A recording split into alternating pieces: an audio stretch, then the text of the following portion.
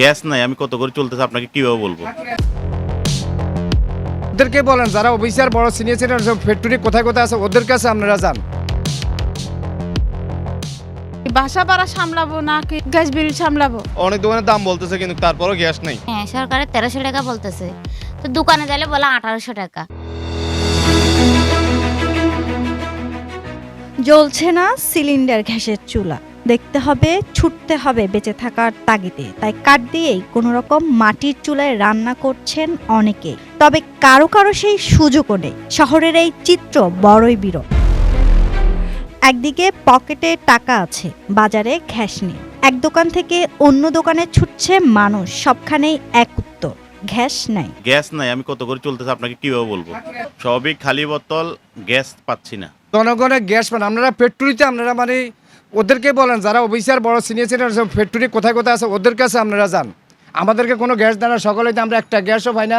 ফ্যামিলিরা বাচ্চা কাচ্চালে অনেক কষ্ট করে খাইতে পারে না। এখন আমরা কি করি, আমাদের কাছে কোনো গ্যাস বলতে কিছুই নাই। আমাদের সিলিন্ডার 2 দিন ধরে বিক্রি করতেছি না, নাই চেনা বাসায় উঁচু মূল্য দিচ্ছে না, আমরাও নিতে পারছি না। আর মেমো দিচ্ছে না, এরা মেমো না দিলে আমরা কি করে বিক্রি করবো? এখন এরা ক্যাশ মেমো চাইলে ক্যাশ মেমো দেয় না, ওভার রেটে বিক্রি করে। এখন ওভার রেটের কারণে মাল নিতে পারছেন এরা। কারণ পার্টিকে যদি ক্যাশ মেমো দিতে হয় তাহলে আপনি 1600-1500 টাকা দিতে হচ্ছে, কারণ ম্যাজিস্ট্রেট এসে ধরতেছে। এই জন্য এরা বলছে আমরা মালও নেবো না, তোমরা ক্যাশ মেমো না দিলে মাল নেবো না। হ্যাঁ, আজকে 2 দিন ধরে আমি দেখছি এতে গ্যাসই নেই। তারা মেন জায়গাতেও মালটা ধরেন, যারা এই যা সাপ্লাই দিচ্ছে এদেরকে ধরেন, ডিপুতে ধরেন, এবং ওদেরকে ধরলে মোটামুটি এরা মোটামুটি নর্মাল একটা রেটে পাবলিককে দিতে পারবে। এই পরিস্থিতি কেবল জ্বালানির জন্য নয়, এক অসাধু সিন্ডিকেটের কাছে মানুষের হয়রানি, পেটের ক্ষুধা আর পকেটের টান, এই দুইয়ের জাতাকলে পিষ্ট হয়ে মধ্যবিত্তরা আজ চরম ভোগান্তিতে। 1600, 1700, 1800 অনেক দোকানের দাম বলতেছে কিন্তু তারপরও গ্যাস নেই। বলতে গ্যাস নেই, দামে এরকম চলতেছে। এখন দাম এরকম চললো, গ্যাস তো পাচ্ছি না। এখন বাসা ভাড়া দিব কত, খাবো কত, আর চলবো কি দিয়ে? এই যে এখন ডিউটিতে যাচ্ছি, ডিউটিতে পরে বাসায় যাব, বাসায় যাই দেখবো গ্যাস নাই, বাসায় রান্না করতে পারে নাই, তখন আরেকটা অবস্থা। বিআরসির নিয়ম অনুযায়ী একটি এলপিজি সিলিন্ডারের দাম হওয়ার কথা 1306 টাকা, কিন্তু ডিলারদের সিন্ডিকেটে তা এখন বিক্রি হচ্ছে 1800 থেকে 2000 টাকায়। ভোক্তা অধিদপ্তর যখনই অভিযান চালাচ্ছে তখনই যেন জাদুর মতো বাজার থেকে উধাও হয়ে যাচ্ছে গ্যাস। খুচরা বিক্রেতাদের অভিযোগ আরও গুরুতর।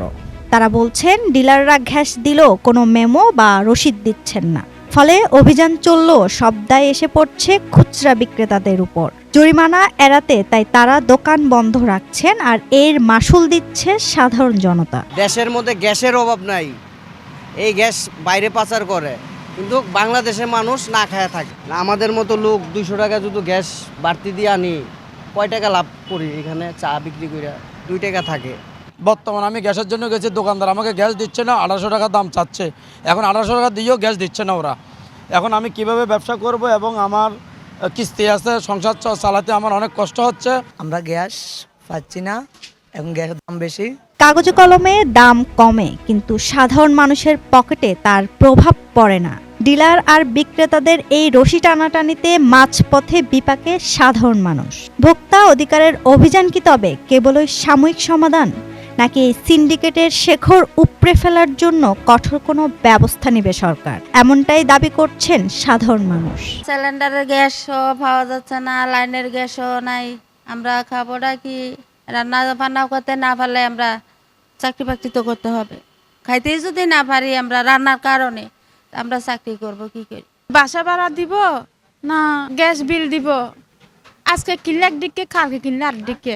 1500 টিয়া সারা গ্যাস নদর দে হইলে আসলে 1100, আবার 1200, আবার 1280 টিয়া, এখন 1500 টিয়া 3 বাদ কান্যার দি। গ্যাসের দোকানে গেলাম, বলতেছে 1800 টাকা। তা আমরা তো কেমনি চলবো? আমরা তো চলতে পারতেছি না, কারণ আমরা মধ্যবিত্ত, মানে আমরা কষ্ট করে আমরা এত টাকা ইনকাম করতে পারি না।